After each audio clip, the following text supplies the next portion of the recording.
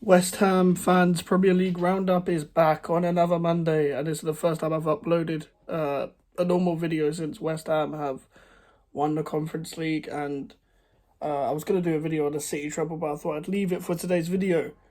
Today we will be talking about the various things in the Premier League that are going on, and usually at this time of the year it's to do with transfers, but City have ended the season with a treble. Yeah, the second team to do a treble.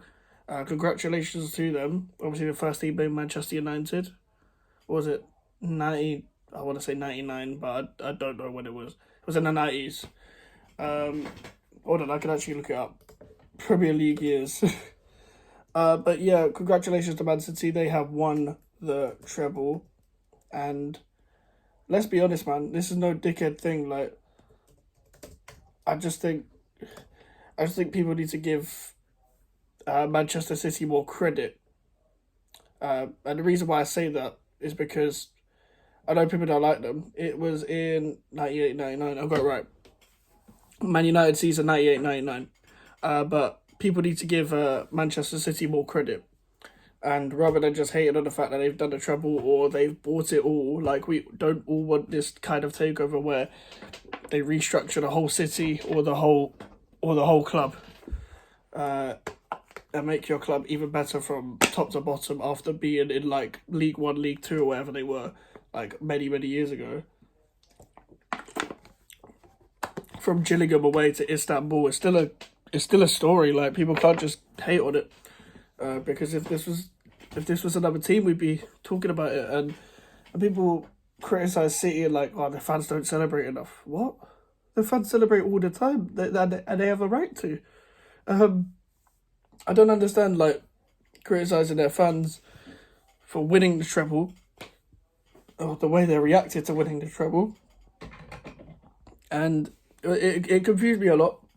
But onto the game itself against Inter Milan, that game was more hard than people thought. I think people thought City were going to roll them over. I said 2-0 as a prediction.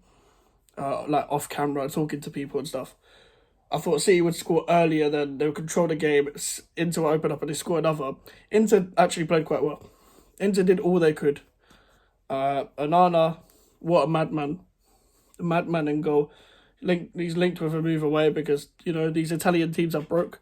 Him and Maignan are going to be looked at as goalkeepers for distribution and all that shit. And yeah, Onana's a madman. Every time I watch him, he plays well. I feel like he's going to get to a point where he becomes too complacent. I think literally Onana to Man United makes the most sense because he worked under Eric Ten Hag. So if they could do that, unless they can, they should be hijacking the David Raya thing from Tottenham, which we'll get onto as well. But yeah, Inter did all they could. Lukaku missing sitters again. I don't care what he's doing off the pitch. This guy is not good enough. He's not a big moment guy, and we've seen that in the World Cup as well. That I think it was against Morocco. I could be wrong. I don't know whether it was Japan, Morocco. No, Japan were in Germany's group. Morocco, Croatia, and someone else. I don't remember who else it was, but Lukaku's not that guy, man. He came on in the World Cup and did some stupid shit cameo that he kept missing sitters, and he did it again. Forget the one that hit his foot. That's unfortunate. But that's not really that much of a good save from Edison. I think it just took him by surprise how easy it was, and it was straight at him. And it's a crucial. Don't get me wrong. Edison still rose to the occasion. Edison's a very good goalkeeper, but Lukaku should be scoring that because it's right at him. And yeah, but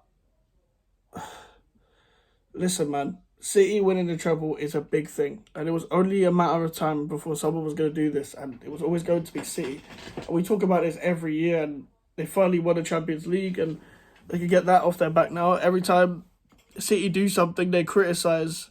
They went, well, you got to do this. I don't know why Arsenal fans are chatting about invincibles and all this and stuff like that. You didn't win the league, and now you're going off something that happened 19 years ago. Cool. That's Arsenal fans. Whatever, innit? We're going to move on. Congratulations to Man City for winning the treble. It will be interesting to see whether Gundogan and Bernardo Silva both leave, who they replace them with. Kovacic is going to come in as a squad player. That's pretty much done, I'm pretty sure. I'm pretty sure that'll be done this week. If Declan Rice are gonna leave, I would like Rice to go to City rather than anyone else. Or abroad. Because Liverpool are gonna get him, and I don't really want him to go to any other Big Six team. But it's not my choice in it. I'm not gonna talk about Declan Rice's transfer stuff unless he leaves. I saw the video of Tim saying he want I'm staying at West Ham. Well, not I'm staying at West Ham. Like, which club would you move to? I'm happy at West Ham and all that. He has to say that. He has to say that. He loves the club, but he has to say that. Like, he's gonna move, lads. Transfer news. I want to just talk about a guy who West Ham viewers will know. Moussa Dembele, a guy who played for Lyon, winked at the camera. I'm pretty sure he's a free agent. We were linked to him in January. No, thank you. I dare this guy to come back to the Premier League. I dare him will come back. I don't know when he played in the Premier League, but I dare this guy to come in the Premier League and play against West Ham. Fuck this guy, man. Like, someone needs to swipe him if he actually moves to Everton, who he's linked with, which is the most Everton signing possible. Just some random striker with no structure around him.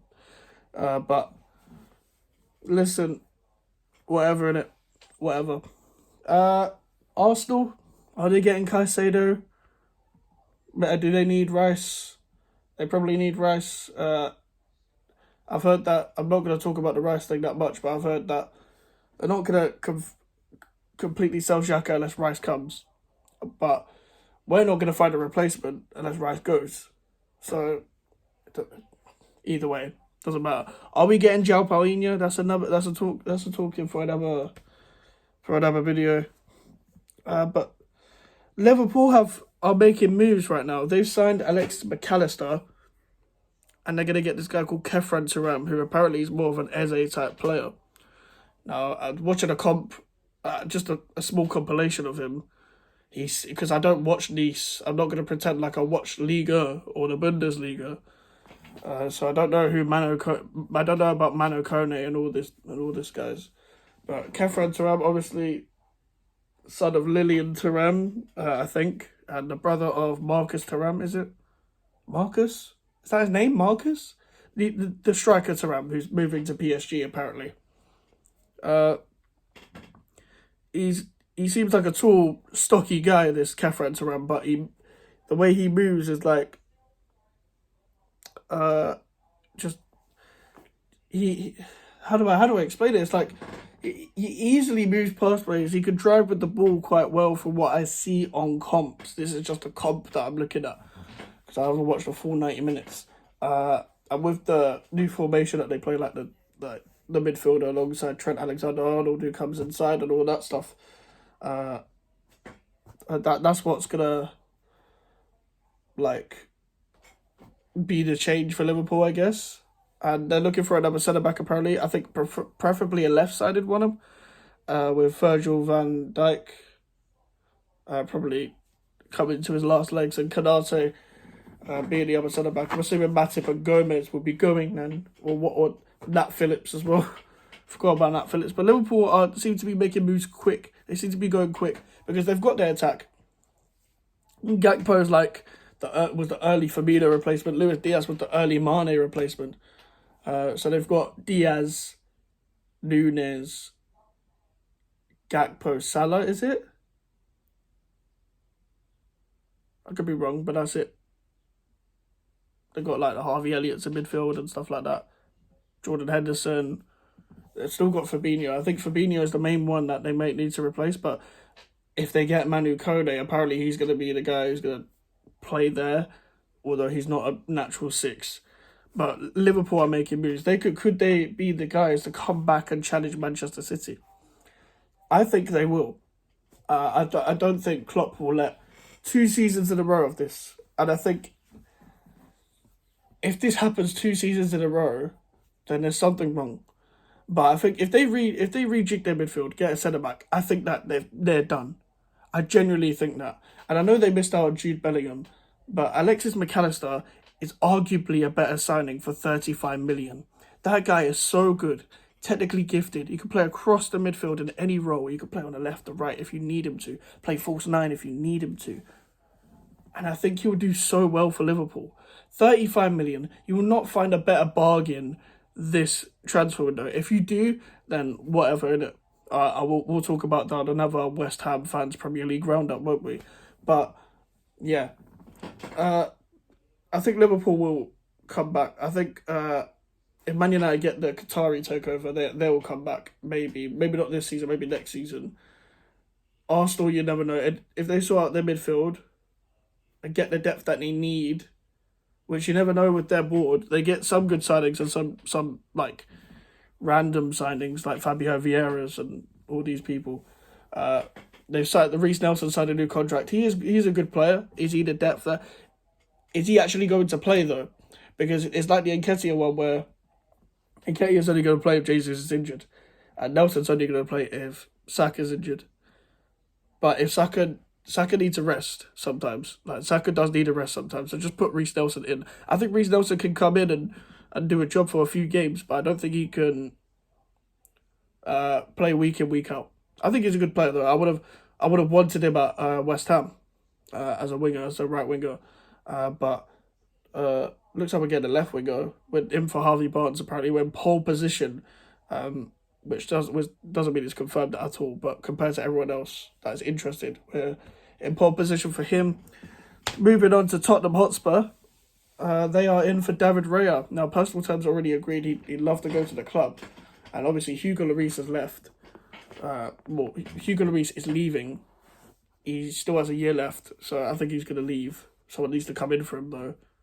And David Raya is the guy that does all the distribution, and he's just a decent goalkeeper in general. I don't like using the term shot stopper because that's what you should do. Also, I don't like using a goal scorer for a goal scoring striker because that's what you should do. You know what I mean? Like, I don't like using these terms if that's mainly your job. But David Raya looks like he'll come in. The only stumbling block is 40 million is what Tottenham don't want to pay, but what Brentford want. Now, Lee Dykes is their director of football, Brentford's director of football, who was also linked with Tottenham, and said that you need to pay the 40 million because he could even play the number 10. I don't think they're going to play him number 10, Lee Dykes, but I get what he's trying to say. I rate David Raya highly. I think whoever gets it that'll be great for their team. If Tottenham get him, then they will look like they're somewhat ambitious. But you never know with Daniel Levy and what he's like. We talk about this every week, what Daniel Levy's like. And sometimes he'll back you with certain players, then he'll get you like your second or third choice targets. Or he'll spend a lot, but he'll be on shit. And he doesn't really know what direction he wants to go in. Now, judging from the fact that he said in one of the quotes that we brought in Ange Postecoglou to like work with the academy and work with what we got. I'm paraphrasing. Means that they're probably not going to spend a lot of money, and I don't see them paying 40 million for David Raya. If they do, then that is the ambition. But you should just pay the money. You should just sell Harry Kane. I'm not even saying this as a West Ham fan, but unless you could convince him to sign a contract, he's just going to run down his contract. And that's the truth, because he's just going to be priced out. He's not much of a Harry Kane's not a man, much of a man enough to hand in a transfer request. Man went on strike for 2 weeks and that was it, and then came back, and then scored a lot of goals, but what did it lead to? Like, it led to Champions League place, but they didn't fall back on that. And now they're back to like 8th and all that. So that is it for the West Ham Fans Premier League Roundup. I will be trying to do a video every day, every weekday, if I can. Maybe on a weekend if I can. I've got some videos planned, and I haven't really talked enough about the Conference League final. So I will be talking about that. We don't talk about West Ham on the West Ham Fans Premier League Roundup. We talk about West Ham on literally every other video. So if you guys did like this video, leave a like on the video and subscribe if you're new. Social medias are in the description if you want to follow me, and an email for the inquiries. And I'll see you guys later. Goodbye.